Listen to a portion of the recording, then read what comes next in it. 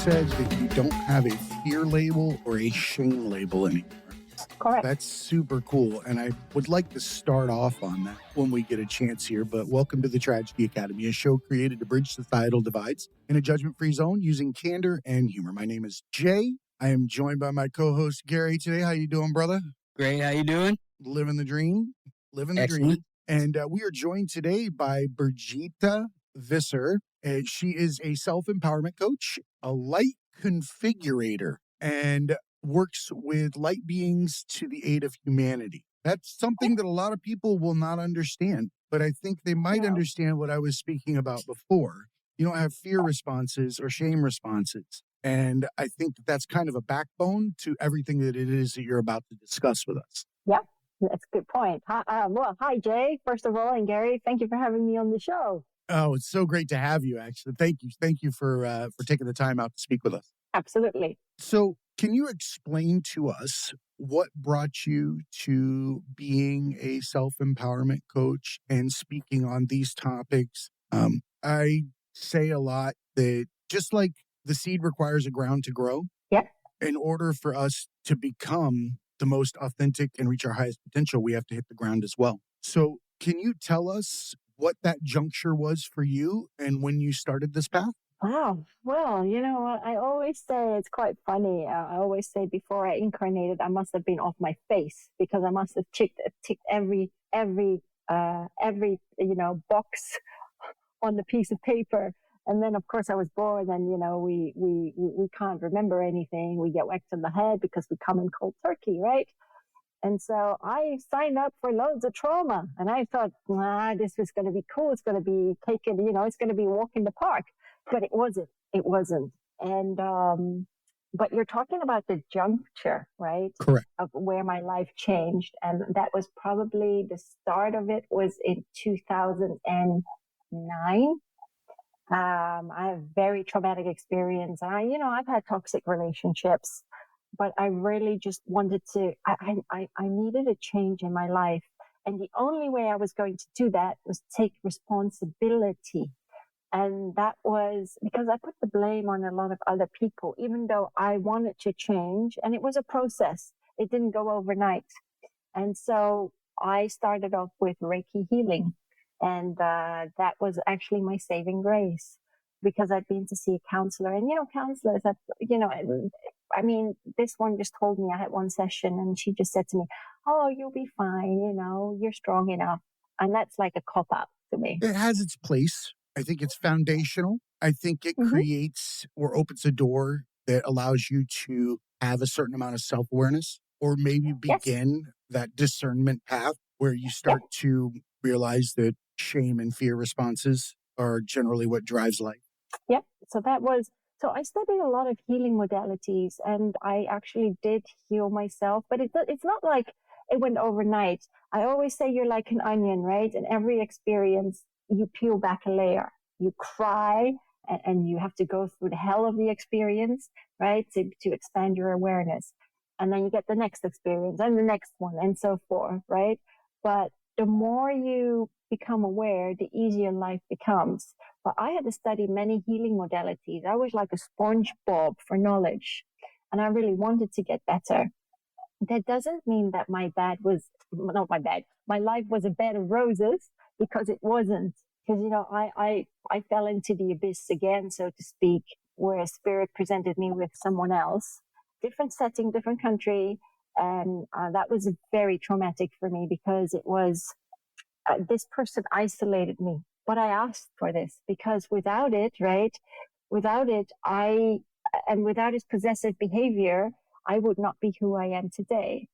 So, and through that, I actually was in such a deep hole that I asked spirit for help. And I got it in the form of this breadcrumb called Kambo. And Kambo is a shamanic experience, right? They do it, it's ancient. It's where you have the Amazonian tree frogs or monkey tree frogs. And what a shaman does is they, either on your arm or your leg, they burn like 4 points away on the top of your skin.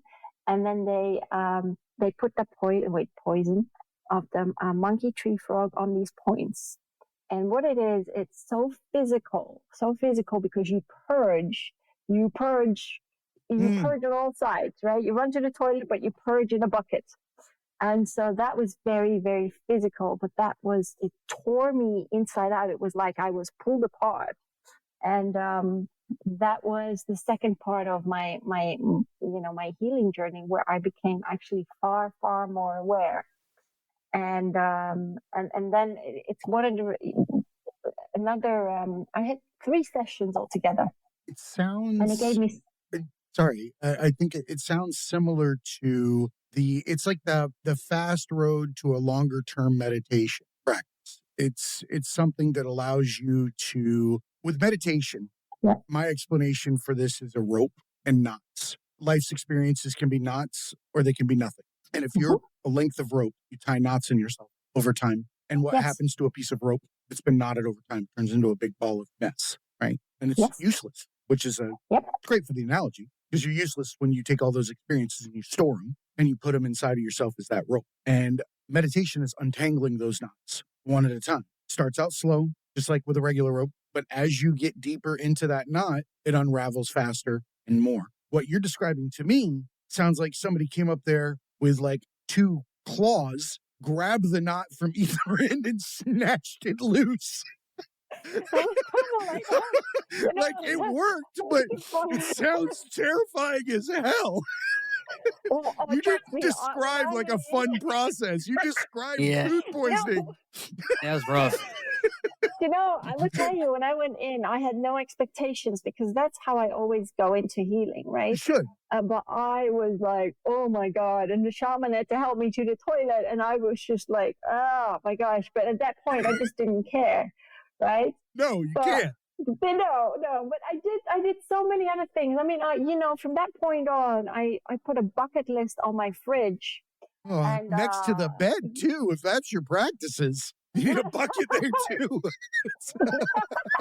It's rough. These experiences sound like they require some form of tools to keep yourself in check. No, but it gave me so much clarity. So, my stepdad passed away in 2000 of cancer, and I had promised that I would run for. Oh, I think he's fine up there, but thanks.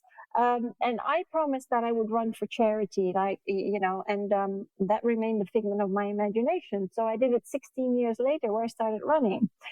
Yeah, and I did a lot of running out in Florida when I was living out there, but I was scared of heights, so I went skydiving.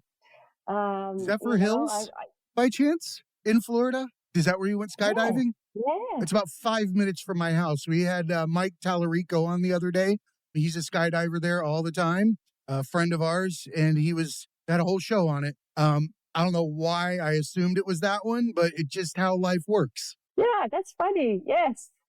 So I think I still have the video somewhere, and oh my gosh, I couldn't even speak jumping out of that plane, and it was scary, but I did it. As soon as the chute opened, it was fine, and it's just amazing, That is the benchmark, right? I mean, if you're jumping out of planes, the benchmark is the opening chute. Like you're gonna have that. Definitely want that. That's my first requirement. I'm looking for that every time. But it's funny because you see life from above, right? And everything's so small down there. And your experiences are kind of like that. Because when we're in the thick of a traumatic experience, so to speak, and we can't seem to find a way out, when you look at it from above, it seems so minute, right? And it's like, why are we so worried about it? Why do we get so absorbed in our own drama and in our own experiences when we can easily let go and move forward and look at things from a different perspective? It's that whole people are starving in other countries scenario. Mentally, eat clean your plate because there's other people that have it worse. Yeah, absolutely. That is very true, though. So I did these things. I went hand gliding as well. Loved that. Wasn't as scary as jumping out of a plane. No. It seems like it'd be scarier to me. Yeah, that sounds way more terrifying. Way more terrifying. Strapping myself to a paper airplane does not sound like something I want to do. Everyone I folded did not go the direction I wanted it to or intended. And I assume that glider is going to do the same shit. It's going to start spinning, hitting walls. It's going to do everything wrong. Nope. Yeah, when you I'll leave jump, that it's to the like, birds. yeah, you're going to land or you're Okay, not. fine. The maneuvering's worse, I think. I loved it. I loved it. But I would probably do it. From that point on, I mean, I even did a workshop. I walked through the Akashic record healings. I would walk through my past lives to understand my life and the people in it in this life, the characters I had chosen. But that's what opened me up to channeling and finding out more about myself and returning more to my authentic nature and understanding life, because I asked so many questions to the many light beings up there. And that's why one of the reasons now whereas when I was younger, even in adulthood, because of everything that I've been through, because I've been through, abuse, I starved myself. I lost my dad when I was 14 and I was bullied at school because I was so skinny. All right. And so that just, because I didn't heal that bit of trauma created another bit of trauma and another bit of trauma. And I carried that in the archives of my mind, so to speak. So when you call it the knots, right? I call it you just archive everything in your mind and it becomes too full and everything just pops. Yeah. Don't forget, we discussed earlier, epigenetic, the things that you carry on, those past lives. We're describing the same thing. When you talk about, because people, I feel like that there's descriptions that people use for the same things. And in these scenarios, when we talk about past lives or light beings or all these different things, they're epigenetic. They're part of us. They're simply where we've descended from. And we maintain a certain amount of that in our DNA physically, DNA energetically, all those things. The reason why your kids got the attitude that you've got without even being together. It's because there's a certain amount that goes on with that. So when someone discusses like Akashic Records or past lives and all these different things, I like to explain that that's no different than the lineage that comes before you. It's just ways that are interpreting it. You're absolutely right. You're absolutely right. But I will say, as we talked about this before, yes, so I have no more shame label and no more fear label. Whereas in the past, oh my goodness, I was fearful of everything. I had no self-confidence, no self-worth. Yet I soldiered on. It didn't matter where you put me on this planet. I would always work because I had that mentality. And but I was a doormat for everyone. It, in big letters, it said, welcome, please cross the threshold. I will help you. I will fix you, right? But I needed to fix myself. And so eventually, years and years later, I did, because like I said, I had to take accountability for my actions. It wasn't like I could blame other people, right, for my misery, but I created that, right? I'm the captain of my own ship. That victimhood safe space too. It's really easy to sit in that situation. It's harder to step across the threshold because then you have to have self-confidence. And self-confidence lives right behind that fear of judgment. It's a vicious cycle that you sit in. It is. I sit in it with the show. I sit in it with it artistically. I'll have friends tell me to do things that I've been wanting to do forever that I won't do because of the fear of judgment. Either by myself or someone else. Discuss it all the time. Artistically, we're subject to the fears that we have from our earlier experiences in life that prevent us from reaching our full potential. And it's amazing that you don't have that fear and shame, issue that the rest of us are suffering through. But I'm sure you've got it, but have learned how to live and manage it and recognize it in the moment. I think that's what we have to explain to people too. It's a work in progress at any given time. Absolutely. But then we are all working. We are continuously and we're ever evolving, right? And we're always a work in progress. It's never ending. That doesn't mean I'm perfect, because I'm not. I've got my flaws, of course. But I can talk about stuff very, very openly. Whereas in the past I couldn't, because I was just ashamed of the things that I had gone through. But why should I be ashamed? Why should I have that fear? Because I'm sorry, we're only here temporary, right? We're temporary visitors to this place, and we're here to expand our awareness through the experiences that we go through. So why should I be bitter? Why should I be judgmental? Why should I hate people and have all these negative emotions when, technically speaking, we are love, right? We are love. That's our divine nature. And we are here to return to a love of ourselves and each other, right? We live in this separation of the ego. And this ego, as I always say, is this cop at the door of our soul, right? And it's, and you feed your mind and it feeds the ego. Because, I mean, there's so much going on in the world out there. I don't even have a TV anymore. I got rid of it. I don't care really what goes on in there because we get programmed, right? That's the thing. The house of mouse. That's where we live. Everything. When you turn it off, it goes away. Sorry. Oops. Sorry. When you turn it off, it goes away. It does. Like, not a worry anymore. That's not a the concern. same thing with your emotions too, with connection to your surroundings or your traumas or whatever it is that you're experiencing. It's literally what you decide is real. Yep. You can shut it off. Yeah, you can't. Fear is an illusion, you know? It's what we perceive to be so real. I always say to people, you know what's real? Your soul is real. Your experiences, no, not really. They're just here to expand your awareness and to make you understand what life is all about, right? Because life is like this cosmic game of evolution. I always say this. It's like this old game of life, this board game of life, right? And you roll the dice and you're on your merry way. What you decide to do with your life, that's up to you. But there is no wrong or right in your experiences. There really isn't.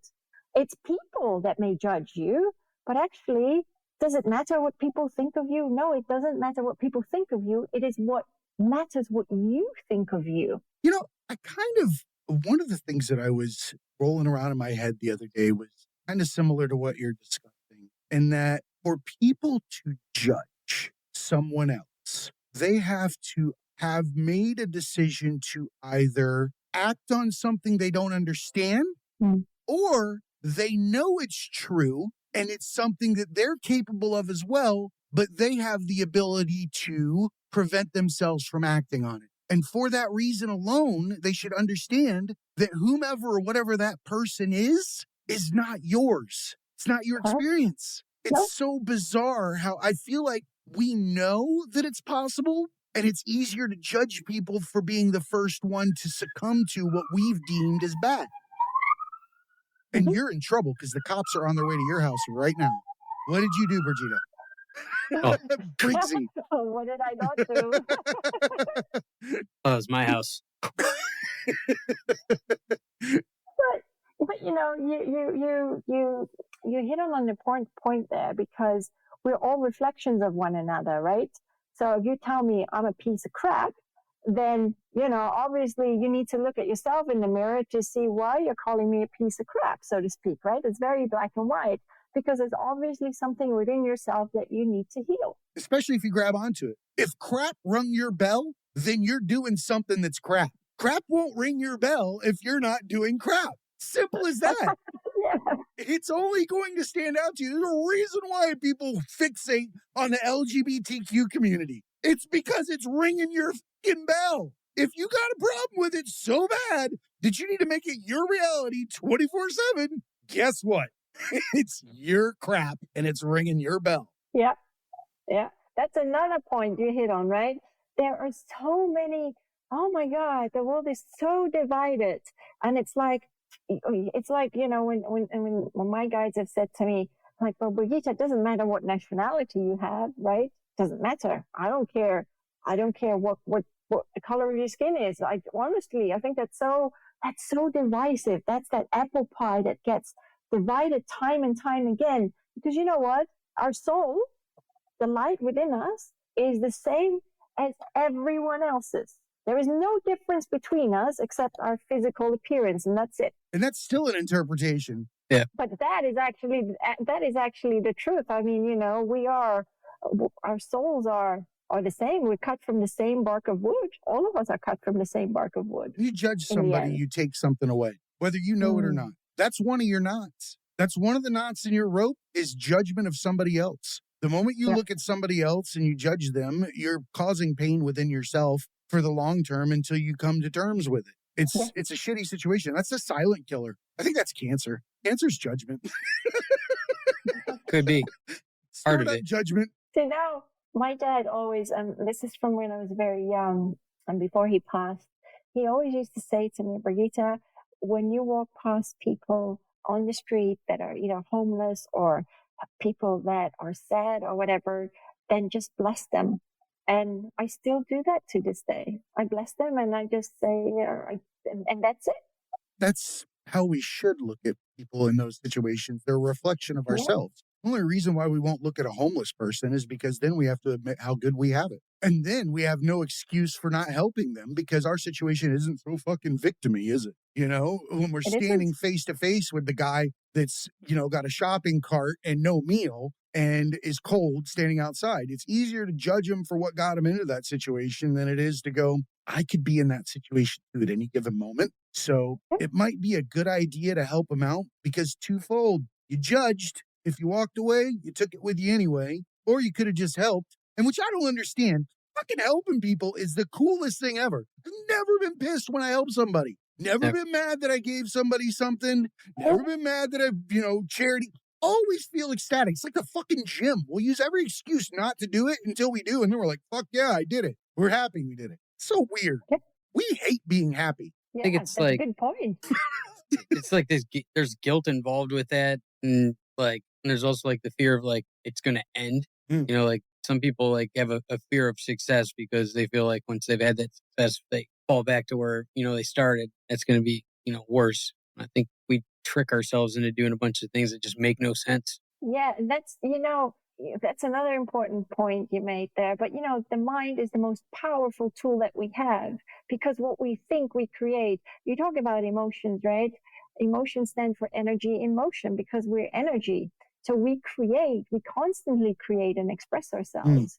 And then it's like, well, and often when we try and manifest something, right, we think not that we've already achieved it in our heads. We think, well, we're going to do this and we're going to do that.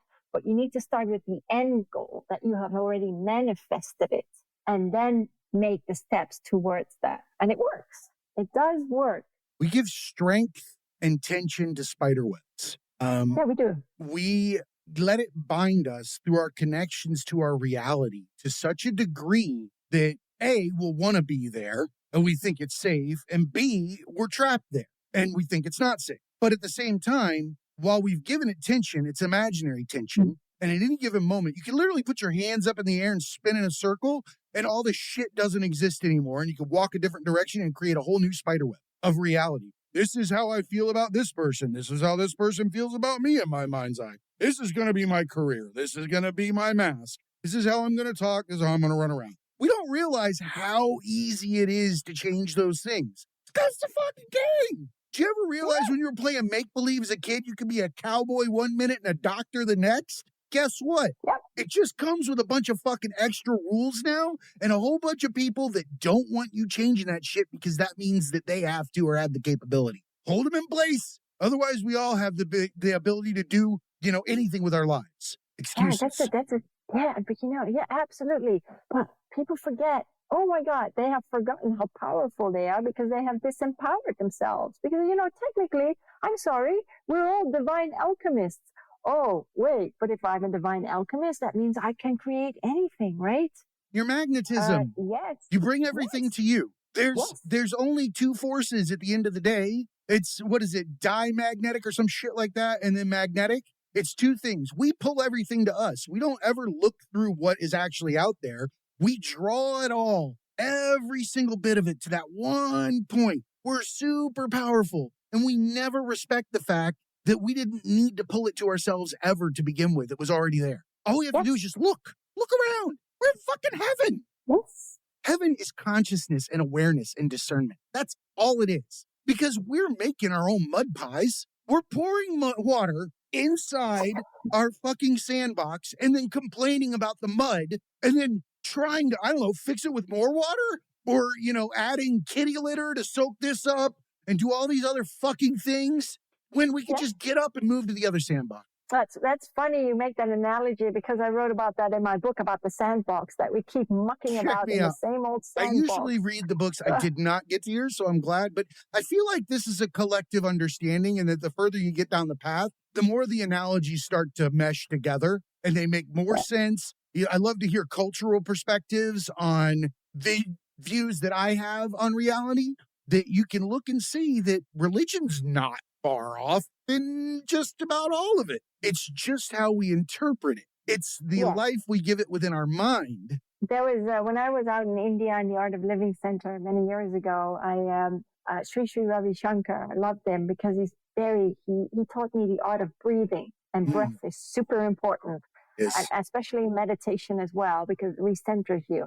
But he said the outer skin of the banana peel, are all the religions in this world, and the banana itself, the fruit, is spirituality. I like that analogy. I use the pizza. I say that all religions and spirituality is a pizza, and that each slice is a different viewpoint or religion with a different topping. This one's got anchovies, this one's got pepperoni, this one's got fucking sausage, but they're still all a pizza, and they're all pointed to the damn middle, and God's actually that little fucking tray that keeps the box from slamming on it. Whatever the hell that thing is.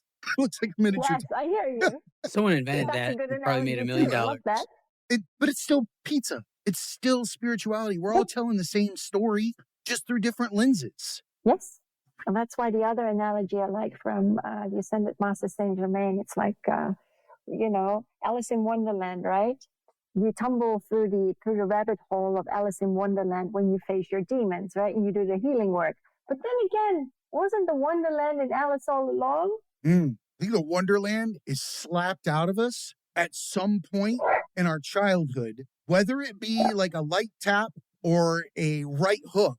That's the precursor to how you're going to address life later on. It's how you come to consciousness. Because I don't think that we have much consciousness for those first few years until we're kind of pulled out of it. I feel like we're actually manifesting machines. And if we left children alone, they would probably start doing some amazing shit when we weren't looking. However, we like to mold things in our image because we don't want anything better than us, just as good, but not outshine, or whatever the fuck it is. That's the societal matrix, right? That paradigm. It is. I call it, everything is such in the wording. I always say terra is earth, right? And we live in this terrarium, right? We live in this glass box, and we've been chucked in this glass box, and we're trying to figure life out. I like that. And it's odd that it kind of fits with the word terraforming, moving from one location to another and recreating a new reality or bio-reality, whatever it is. But it makes sense that I feel like we have the capability to terraform anywhere, and we also have the capability to choose what we're terraforming. You can terraform a swamp, or you can terraform a fucking beach. You can pick one. Googling. One or the other mentally. What's that? Googling. I love Gary. I love him so much, man. Here's the thing. We discussed this in the last show. Here's what's happening right now that most people don't do, and I like giving Gary credit for this, is that he actively tries to learn about his reality, life, people. He's genuinely curious and will stick it through to understand more. I always like that. I think more people could learn from you in that regard. Yeah, I think a lot of it is just I don't like to feel stupid, and like that comes from childhood, and teachers and other people putting they would put students down. There's one way to teach, one way to test. And if you didn't fit in that mold, you're dumb. You're the stupid kid. Couldn't read. Couldn't they put you on the spot. You can't read it perfectly right off the bat. Everyone makes fun of you. Then you get a complex, and then you're screwed. So or can't remember these facts exactly the way they taught them. Get a bad grade. Like you're the dumb kid. So the older I get, when people are talking about stuff, part of it is curiosity. Part of it's just not wanting to be the person that doesn't know certain things. But I think more now it's the curiosity part because I don't really care as much. Because you're not stupid. Definitely not stupid. No, you only know what you know when you know it. I love how people judge you for things that you couldn't have even read yet. That's like when they go to other countries and yell at people for not being Christian. But Christianity didn't exist here. You're telling me I'm bad, but it was never here before. When we talk about Christianity, and that's just, oh, come on, it's a whole bloody rule book indoctrinated by fear. You cannot do this. You cannot do that. It's all religion. Well, yeah. And do you know what? I'm sorry, but I live my life the way I choose to, whether people like me or not. That is not my problem. That's a hard threshold to cross mentally. I struggle with it every single day. This show, art, anything that I'm doing, I struggle with what people will interpret it as, how they will judge it, will they accept it, all sorts of things. Or I'll sit and look at video of myself and tell myself all the reasons I shouldn't give it to the masses because of how I'm coming across in that video or how I look or what. I will judge myself to such a degree that I am now required to hire somebody else to put my shit out, because if I make it, I'm not going to do it. It's going to just land in a pile. No, don't do that. It doesn't matter. You know what? Put it out there. Don't judge yourself. Don't be so harsh on yourself. And, when you look in the mirror, there's one exercise my dad gave when we were younger, and I had a lot of issues with it. But how many people can stand in front of the mirror and say to themselves, I love you? There's like a 0.001% of people that ever stand in front of the mirror and say that and mean it. There's a difference. Yeah. You can walk that walk all day long, but it's also the definition of what you're loving. If you're loving your mask, if you're loving your ego, then it's fucking pointless anyway. You're loving your imagination. You're loving something that doesn't exist. You're loving your spider webs. Yeah. That's the thing. Everyone dances around and prances around in this ball masquerade. I mentioned that in my book as well. And it's like, oh my gosh. And for everything that they do, they put on a different mask, masking themselves rather than living authentically. And when we had this thing going on with COVID and stuff, it was a double whammy because people already wore masks, so to speak, right? As a figure of speech. And then they wore it physically. And it's like, you're already masking your soul. Why are you masking yourself physically? Do you not understand the analogy of it? Across the board, there was the pandemic was the stick in the spokes of the kid's tire on the bike. It fucked up everybody's mask. Everybody's mask came flying off it's funny, they would try to hold on to that bitch, but you can't do anything beyond a certain amount of time before it just becomes ridiculous. And you end up stopping and becoming yourself. I bet, I'll put it out there, I think more husbands and wives broke that I'm not going to fart around you scenario at about 6 months. Somebody broke. You think they went that long? Not even that long. I'm giving 6 months for the hardcore. But those relationships were like, no, I would never do that around, or I'm not doing that. No, pandemic, sitting in the house. And you know what? I bet they felt so much better.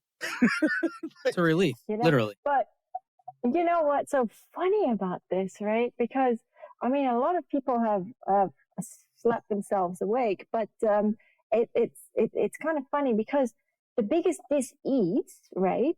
I never call it disease. Dis-ease is what we create within ourselves. We are either our greatest healer because we've got all the tools within, or our worst enemy, and we create that dis-ease within ourselves. I like the we do. dis-ease. Yeah. We don't give enough credit to our emotional capabilities and how they can impact our physical well-being. Absolutely, because we live so much outside of ourselves, right? Whatever goes on in the world, and we're on this in this rat race of life, trying to keep our heads above the water, right? Paying our bills, blah blah blah. That's not exactly how our soul was designed to live, but that's the paradigm that's been created, and it deviates us away from expanding our consciousness. Now, luckily, I was bludgeoned to death with trauma, and I finally had, light bulb moments to figure it out. So, but that doesn't mean it was easy, and I'm still learning every day. As you should. We should never be stagnant. The moment that we're stagnant, then we're giving up on life.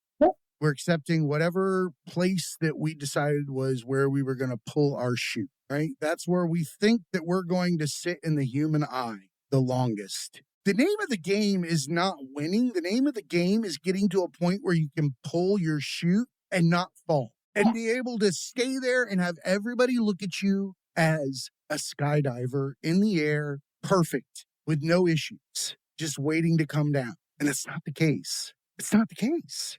We want that. We want that so bad, but we don't have the capability of doing that because it doesn't exist. And I will challenge one small thing that you said. We're not perfect. We're perfect. We're perfectly imperfect. Yes, but there's another saying. I'll rephrase that for you. Our soul is pure. It's perfect. It's the mind that muddies the waters thereof. The mind plays interference to keep the heart safe. The heart is pure, and the mind develops fear responses to keep the heart from feeling pain. And over time, it becomes callous, and it invents its own ways to prevent future pain. And those inventions become your reality, the cage with which you operate within, the imaginary cage that you operate within that is actually some dome-shaped spiderweb, once again. Yeah, you painted the lines right around you. I always say fear is the Darth Vader to your Jedi. It is, but as above, so below. Yes. Everybody's Darth Vader and Luke Skywalker. Yes. Oh, you're going to make me watch Star Wars. There's a lot of profoundness to that. That light and dark that's within that is extremely profound. I think that we find those nuggets of truth within the arts of humanity over and over and over again. Like Avatar. Avatar spoke to such a huge degree about spirituality and the interconnectedness of humanity and what we can be capable of if we're not disturbed or we respect what it is that we've been given. And I think that those messages come out in all these different books and music and movies. And every time we write those down, they come true. Yep. Do you know, by the way, human, right? You is light, man. So we're light, man. I gave you kind of some sass when you said that. You got some light, man. It hit my ears that way. I was like, I like that. Some light, man. You need light for everything. You do. That's exactly right. You do need light. And dialing in all the cameras, the shutter needs to be open longer when it's dark in order to get the whole picture in. So, I don't know if that makes any sense, but that's a fucking great analogy. No, you're describing mindfulness at its fucking purest. Pay attention, open your eye, take in the whole picture before you make your judgment or understanding of it. That's fucking great. And if you're in the dark, you're never going to see the whole picture. And then you're going to have to make assumptions based on what you don't see and what you don't know, which is usually going to... Open your aperture, dumbass. That's what I'm going to start telling people. You better check your aperture, bitch. I want to see you get a road rage incident for that. You call me an aperture, man. I want somebody Googling it behind me as they drive fast. The fuck did he call me? Aperture. Close your aperture, buddy. Check your iris. People, but here's the thing. That person will create a reality where it's negative to be a fucking aperture, and they're creating a reality around this insult when literally you could have just called him grass, shower cap, any other fucking word. But it's all about what you give it as your reality in your head. Yeah, absolutely. But sometimes when people call each other names, right? I shrug my shoulders these days, but because I always say, it's not about me. It's about them and how they feel about themselves. So it's all good, I still love them anyway. Shade and hate is the first sign of success. You're on the right path when people don't like you for being on that path. This is very true. But you know what? I like it. This is true. But like I said, it's okay. It's okay. And you know what the beauty about life is? Everyone vibes at a different level of consciousness. And, hey, Gary disappeared. We lost Gary. Let's keep going. He'll be back in a minute, hopefully. If not... he'll be back. But, so it's okay. Everyone vibes at a different level of consciousness, and that's okay. Because if we were all the same, life would be boring, right? And that's where that duality comes in as well, the polarities. Because we couldn't learn if we didn't understand the difference between darkness and lightness. How could we ever evolve? That's why I believe we're a collection of all the same thoughts, because you cannot judge somebody if you don't have that thought. It doesn't work without it. You have to know the converse, and that means you've contemplated it. You son of a bitch. That means you are one. It's not your turn to choose this thought. Then one of these incarnations, you're going to be that asshole. You're going to do something fucked up. You're going to do something heinous because that decision was yours this time. Oh, you know what? Now you're talking about past lives. Trust me, I've not been a goody two-shoes in all my past lives. Heck no. Heck no. I'm fucked up in this one, let alone others. I don't even need to examine the others. This one, I fucking finger painted with the worst colors possible. Like, that's okay. The word, matter. But it was a foundation for what I'm doing now. I understand the trauma responses. I grew up not in the best conditions, impoverished, bullied really bad to the point where it like things that didn't even apply to me. I was bullied for being transgender or gay or something like that. It wasn't true. Like it wasn't even anything, but it was just a way to make me feel like less of a human to the point of throwing things out of cars, things like that. But you said something earlier about being grateful for the pain and struggles that you've been through. And I think that is something that everybody should listen to and learn from because we're not supposed to judge. And if we're not supposed to judge, then our experiences aren't supposed to be judged either. More so in retrospect. We can't allow that. We're supposed to just learn and move on. Absolutely. Absolutely. That's why I don't, if people, like I said, if people judge me, it doesn't bother me. You know, it's fine. I am who I am, and I don't apologize for who I am and who I have become and who I will be becoming. But who would you be apologizing to, right? No one. Right? But in the past, I did. And that was different. Here's the thing. We're made one way.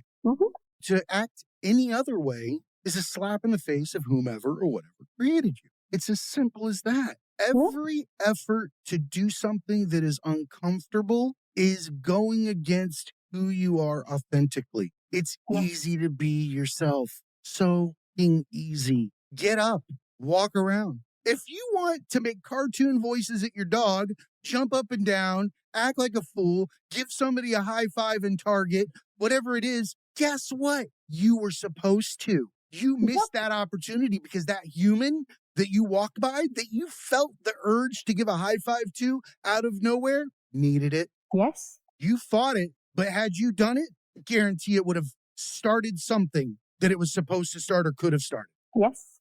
You're denying humanity the gifts that you were given, and you're selfishly keeping them to yourself at that point. Yeah.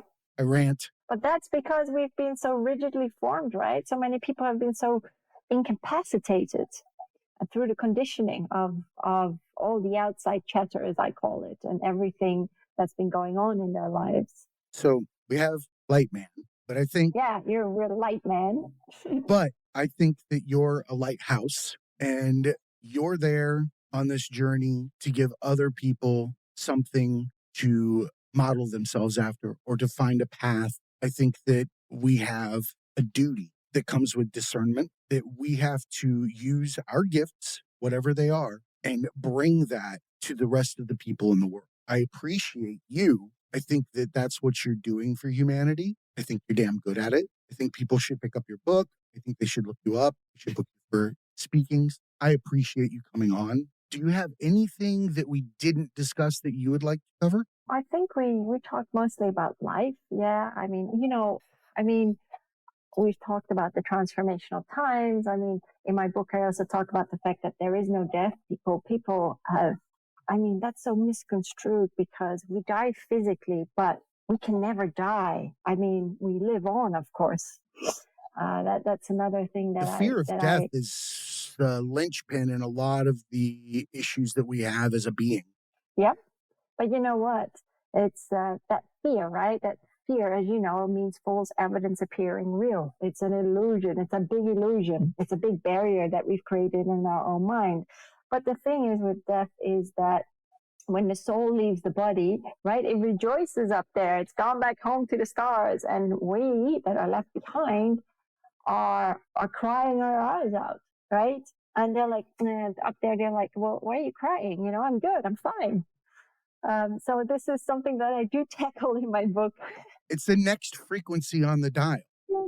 It's as you spiritually grow, you will move stations, you will leave people at certain stations, and you will continue to draw upon the people around you that are at the frequency that you're at as you go Yeah. through life. But you can't be on the same level as the people that have finished this particular project until you turn the dial to the next station. And the next station is a different viewpoint on reality, a different Yeah. perspective. It's a different being altogether. That's why I say it's funny you mentioned this. So I always say about life, you know, you had the old games of Donkey Kong, you know, and I know Mario where you're Brothers. going with this. So, You're so right. you know, it's like, and it's Keep like going. you play the game, right? You play the game, and it's like, damn, I lost a life, and then it's like you got to do it again and again because it ain't Jumanji. Because Jumanji, you have do-overs, right?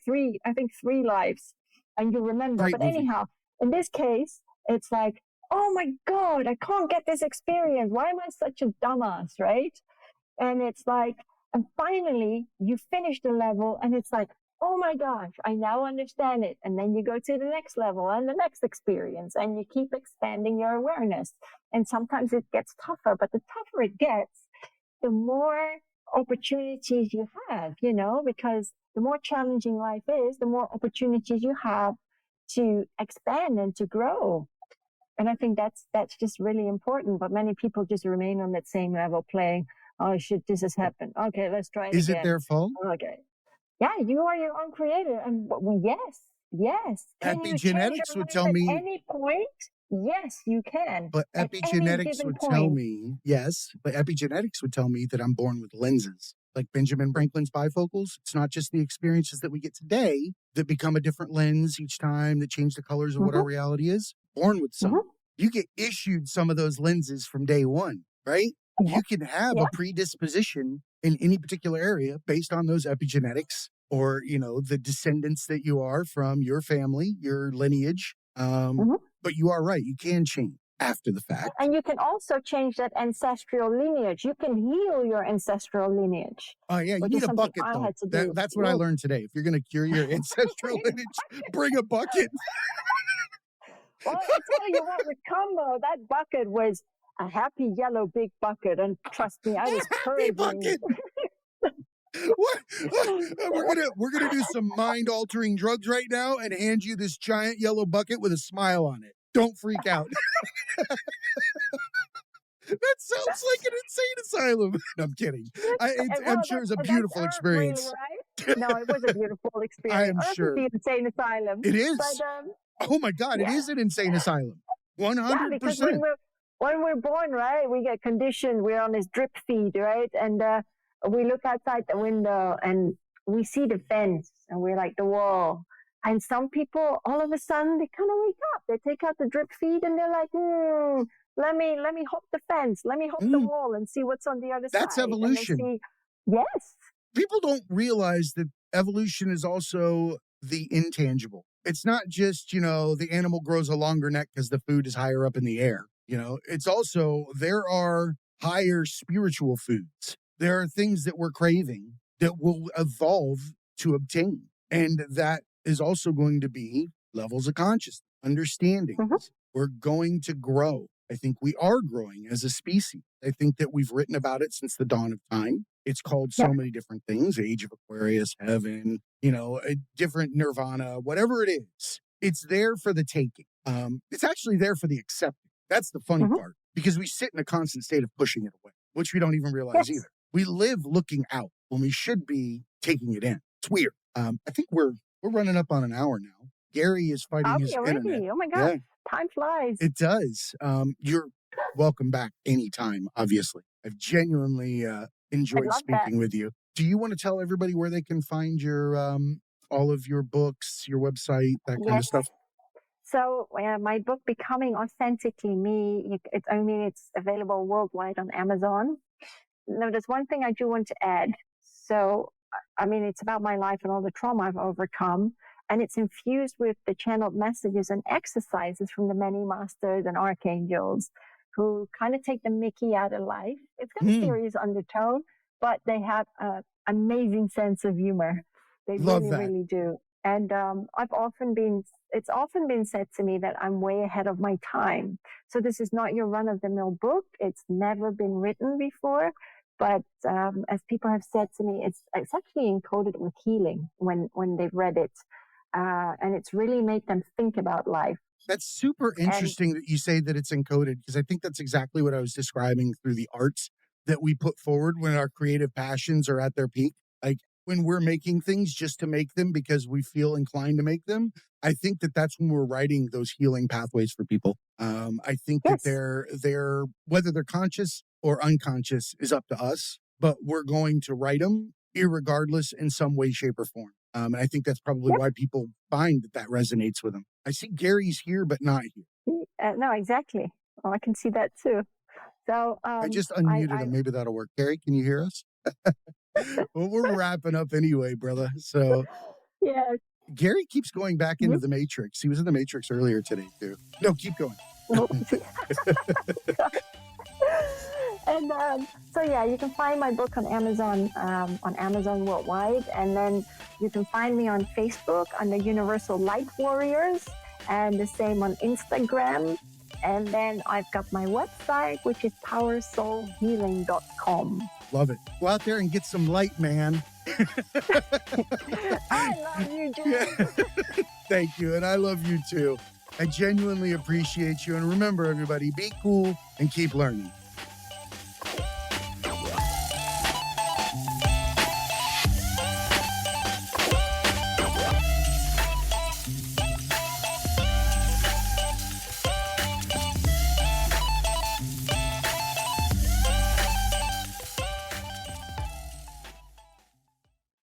What's up, academics?